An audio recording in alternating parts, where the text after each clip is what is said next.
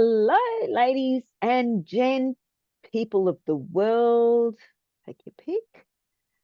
All our assistive service dogs, they're just as important. Welcome to another episode of the Digital Access Show. This show is where we look at communication, we look at disability, and we look at how we as a society and we as a community can improve our communication with everyone. Today's guest, I've only talked to twice, and I met her through the lovely Lisa Young from II Low Vision Services. And Jaceen lives in regional Queensland, Gladstone to be exact. So, Jaceen Ross, thank you for coming on the show and giving us your time. Thank you very much for having me, Narelle. I'm a little bit humbled and a little bit excited and a little bit nervous. Well, we're just going to have a chat, really. But Jaceen, can you tell us a bit about yourself? Where you came from? Do you have a disability? What is it? Sure. Narelle introduced me correctly. I'm Jaceen. I live in a regional and have grown up in regional and rural settings for most of my life. At 8 years old, I was diagnosed with type 1 diabetes, which is a chronic disease, and progressively from that diagnosis at around 26, I was diagnosed with diabetic retinopathy and lost my vision to it. I have retained some vision, and while limited, I'm classed as a legally blind person. So I guess the challenges for me have been, a lot of different access points: medical access, digital access, service access,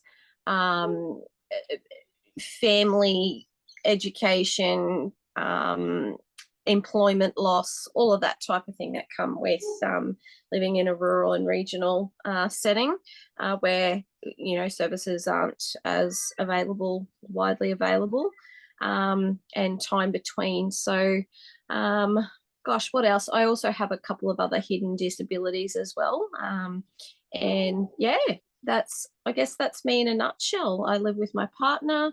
I have a 14-year-old daughter as of yesterday. She is 14, so she had her birthday, and that's us. And our most of our services are in our capital city, around 600 kilometres away. So medically speaking, we're quite detached and all of that, and spread over 600 k's anatomically speaking. Yeah, I understand about growing up rurally, because I'm like you. I grew up out in the bush. And yeah, I remember as a kid when we know now when I actually started losing my sight, that even just to get a pair of glasses, it was a minimum hour drive, sometimes 2 hours, depending on where the optometrist was. Then you'd wait for 6 weeks, a month, and then the glasses would arrive in the mail, and then your mother had to learn how to fit glasses because there was no one to do it. Yeah. In our day, I remember having my first issues at around 12, 14 with the diabetes, and I was told I had an astigmatism and needed to wear glasses similarly to my daughter. But I remember having that appointment, and I remember at least like a 6-month wait, just because we were on a pension to go through the hospital subsidy scheme at the time. The wait list for that was intense. And as a kid, kids are really fond of having a dig and having a go. So yeah, it made it was quite an interesting experience in comparison to what we have available to us now, for sure. But go on, Jaceen. Yeah, because from your perspective, living in a regional area, what if we take each of the challenges down, even transport? What are the transport challenges that you have? Are buses, or if there is public transport, I'm not sure, are they set up to help people with disability? Not really, no. We do have local buses. I won't even get into the the ability for public transport, but I will say we do have local buses. Most of the runs are school time, and maybe a couple of runs in between there. That is not accessible to people with a disability as much as it could be. The QR codes are unavailable. So when you scan your QR code over for the bus timetable, it's not there. Yeah. A lot of us are ringing in. We have to ring our train people to book the ticket because the timetable is just insane to look at or use voiceover. There's just too much. Yeah. It's not simplified. There's no tactile markers on our platform in Gladstone, which is I found very interesting. Yeah. That Public, has to be quite dangerous, actually. it is.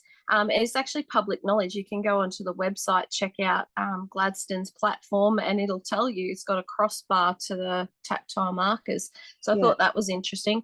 But yeah, and to go from here, say, to Brisbane, there's probably 1 or 2 buses a day, 12, 13 hours apart. Same with the train. So yeah, I wouldn't necessarily, in 2024, I don't think we should be that isolated for public transport, but we are. And you are on the coast of Queensland too, which is quite interesting. Very much so. We're on the major thoroughfare right through to Cairns and Brisbane. So yeah, it's very interesting. And then, thinking of people out west, their limitations for public transport are as limited as ours in a bigger town. So yeah. So for you, you'd be very reliant on taxis then?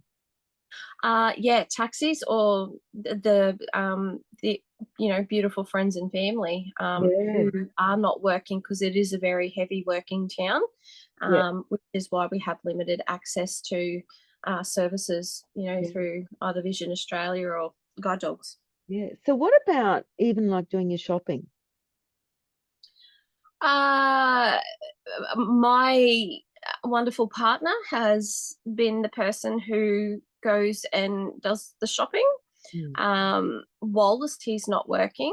And so, as he gets back into work, I will have to make a change of circumstances, potentially through NDIS, or if I'm already out and about, I have to ask a friend if they don't mind giving me, an extra 5 or 10 minutes to grab a few groceries. But honestly, Narelle, I haven't done a full grocery shop on my own for a very long time. Yeah. Very long time. Are there support workers available to help you? There are.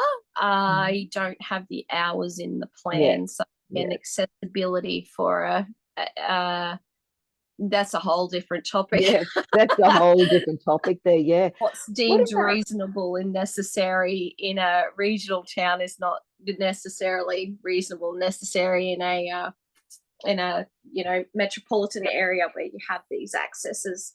Yeah. But it'll be even down to the education system. You've got a teenage daughter, she'd be in high school, and there'd be all the, your husband going back to work. So that means then there's more issues there as well, because the notes coming home from school, the homework, you name it. Yes. Already there is a lot of paperwork as she's going into that 14-year-old employability earn and learn phase, because she's not sure whether she'll stay learning. She'll remain in TAFE type education, but she wants to get a job as well. And that's a whole new ball game to navigate, and if my partner's at work and I only get 2 hours a week support, it does make it very, very tricky and very taxing. And I know that, TAFE Queensland is not accessible either, which makes it another issue for you. They try to be, but they are definitely not. What about even things, the simple things like we've talked about reading the bus numbers. You can't because it's not accessible, No. and it's even paying your bills, things like that. Because do you do it on paper? Is the local council really aware of digital accessibility? And are your bills, your rates, your water, your all of those little things that we all use, are they accessible for you? I think we've been a little bit lucky in the paper format. They will still send them out via paper. Mm. However, trying to get that enlarged, no. Um, I couldn't really. I know they've just had a Dylan Alcott's crew come up to do an access and inclusivity planning uh, workshops. I think they were called something Yeah, like it, but they got everyone in the same room and did a kind of a community consult about phasing all the challenges with all the different disabilities and hidden yeah, disabilities. But as we speak, access, the schools are painful. The schools can be painful. They will, to try and save paper, they will try and put everything on an A, maybe 5. I think it's A5, the smaller size, yep, half an yep, A4. yep, Excuse the dogs in the background, everybody. yep. We that does make it challenging to sign, Mm. because even when you use your little sign card with Yep. the cutout in it, you're still capturing smaller information that can be really, and we can't read that because it might be that the printer's running out of ink and they'll still Mm. send it out, but it's still legible for them or Yeah. anyone who's cited, but it's not for us. And so having to get them to send it, even on my phone, I have no digital access because I can't use my pen, my uh, Yep. call it Your digital pen, stylus. Yep. but I have to take the iPad, but the iPad doesn't have cellular data, so now we have to hotspot it. So yeah, I don't think service providers, where it comes to digital accessibility, really know how tricky that is for a person with a disability. Mm. Do you think there's much awareness of disability in your region? I think there is for specific Mm. disabilities, your visible ones. So, mobility, so elderly and mobility, someone with a broken leg, um, someone with a walking cane, somebody with a assistance dog that's more of a for other, as in a, what do they call them Like for calming dogs, anxiety? epileptic Yeah, yep, awareness yep. dogs. Yeah. But for a person with a white cane, there's a very limited number in our time. I know I'm out and about, and maybe one other I've seen with a white cane. I know there's a lot more out there who see um, service providers every couple of months, Mm. but they're not getting out and about. And if they are, they're not got the aid with them, like the white cane or anything Yeah. that is visible. Um, I think for visible disabilities it is, but for those kind of hidden ones, and you would think, with the amount of population that struggle with the spectrum of vision loss, there'd be more. Yeah. uh, that's more than 2/3 of there's around 2/3 of the population Yeah. struggling with sight issues, and still very limited awareness and understanding. What do you think could be done in the regions feasibly, reasonably, cost effectively? What do you think could be done? That's interesting.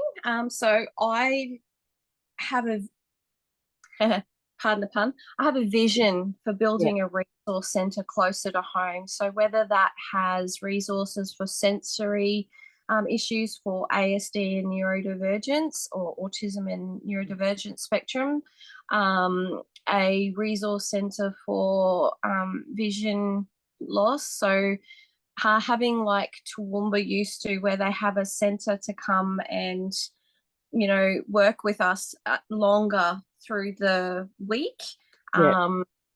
to have that ability for service providers to come together in the room and have that place where it's, available for training services, aids, all of that. And I did have this idea. I'd love to see a social enterprise scheme, whether I can facilitate it or not, I don't know.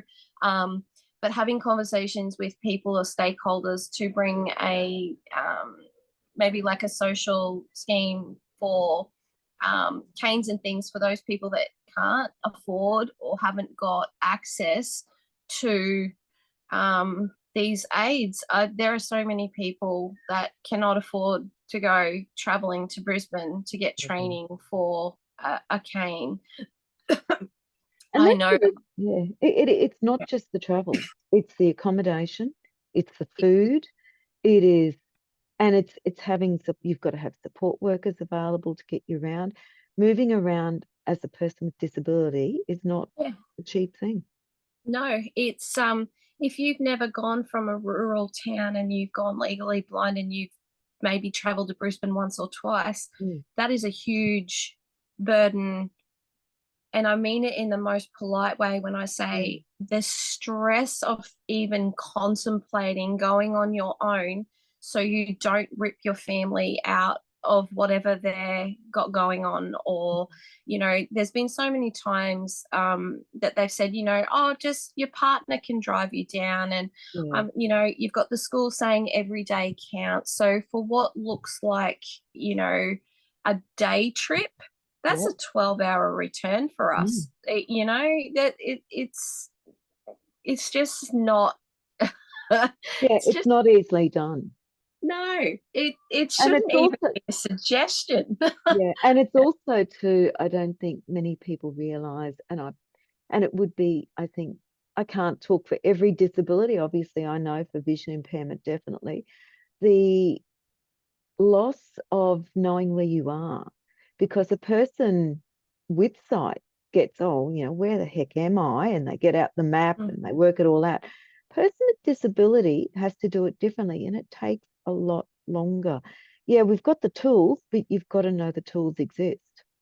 Perfect example, Narelle. Yes. Perfect example. So recently this year, I travelled to Bundaberg. Irony was for an eye appointment. Yep. From And Gladstone Bundaberg's about 3 hours. to just on two, an hour and a bit by car, but about two via train. First time I caught the train, was so nervous. I had to ring them 3 times, and this is when I found the platform had no tactile markers.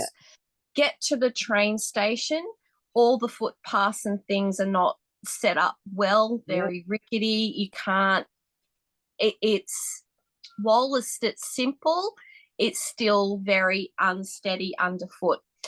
Up I toddle, couldn't work out my ticket because the ticketing hadn't been sent to emails because they spelt name wrong, so human error. I then had to give her the email and go, I've already paid for it, that's fine, try this one. So they ended up finding the tickets, and then she points, just wait out there. And I'm like standing there with the cane. That was okay. Nowhere comfortable to sit and wait for someone with a disability. My partner stuck around because he was a little bit unsure. Train stations don't exactly have the right societal stereotypes hanging around. So safety, he was concerned about safety and risk management. Go to jump on the train, and the lady says, oh, just head up towards the end of the train is where your carriage is. And I'm like, how far down is that? She's like, oh, just go wait over there. Lucky my partner went to one of the train things, because I reckon that the train would have just left had I just been standing there. So anyway, that was fine. Jumped on 2 hours later, jumped off the other end, says to the lady, is there anywhere to wait when I come back? She said, no, the office closes at 5. You won't be catching your train till 6:30. So that was already going to be an 11-hour wait. I ended up, the train was delayed, was 13 hours. I had to wait on the platform from 4 p.m. till Yep. 7:30 p.m., 3.5 hours, just to wait for the train because there was nowhere safe to wait where I didn't have to walk from a pub or a Yep. sports club. 3 or 4 blocks. Bundaberg has a very high rate of, drug Yes. use, and it is unsafe in town. She then, when I got off the phone, I couldn't access my maps because my network hadn't kicked back in. Yep. So I turned my phone off, asked the lady where the council chambers were because the only thing I could think of was to go there and get a map of the town centre. Yeah. Which she gave me some best direction. She said, just wander up there 10 minutes. I think she thought I was a bit slower than normal, but it was only a 3-minute walk. But lucky the council there said, oh, we have this, but I don't know how accessible it is for you. And I'm like, yeah, I don't, transport wise, that is a perfect example of digital accessibility failing Yeah. a person. Yeah. So what can we as a society, what can we as a community do? From both I the disability point of view and from the normal person point of view. I think we need to be able to have, at least grace given in our plans for travel and digital access, whether we're on plans or not. There needs to be a little bit more understanding, maybe more training and orientation, maybe more experiences out and about where we can build that confidence and safety. And,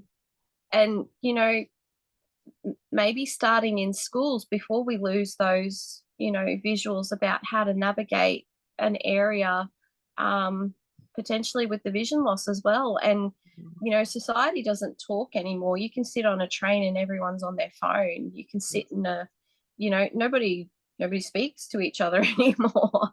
So the confidence level for asking for help, I mean, I don't mind, but that's not easy for everybody, particularly if you've got other hidden, conditions behind that, impact your, your confidence about asking perfect strangers for assistance. So, yeah. Jaceen, it's been interesting, our discussion. What are some takeaways that we can leave with today that could be thought-provoking, could be something very simple? One of the biggest things is to keep having conversations with people about, digital access and the barriers faced by disability, whether it is businesses, council, medical, schools. Having those conversations, having a voice is so, so important.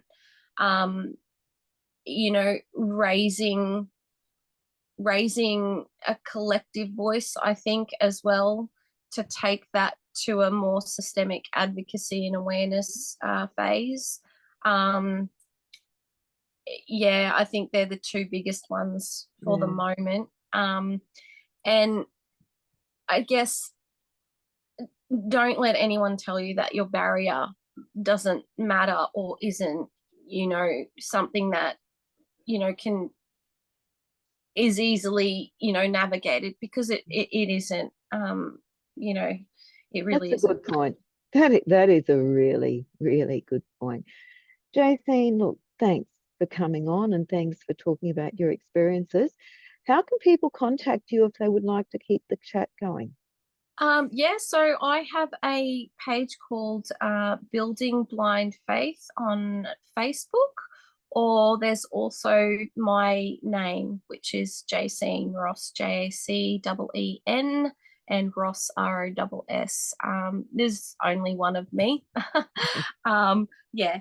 And obviously via yourself as well, Narelle, through digital Yeah, access. yeah. So if anyone, wants to contact me through you, happy to receive a referral. So yeah. Oh, thanks. So Jaceen is looking at starting up some form of resource unit up in her area.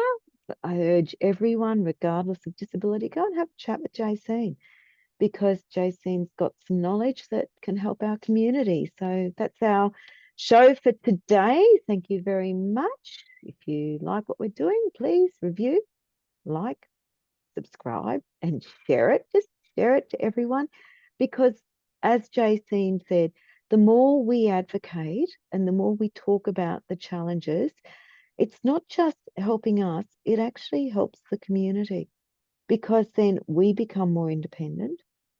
And with the aim of that, more people will get into work and you'd get some awesome workers.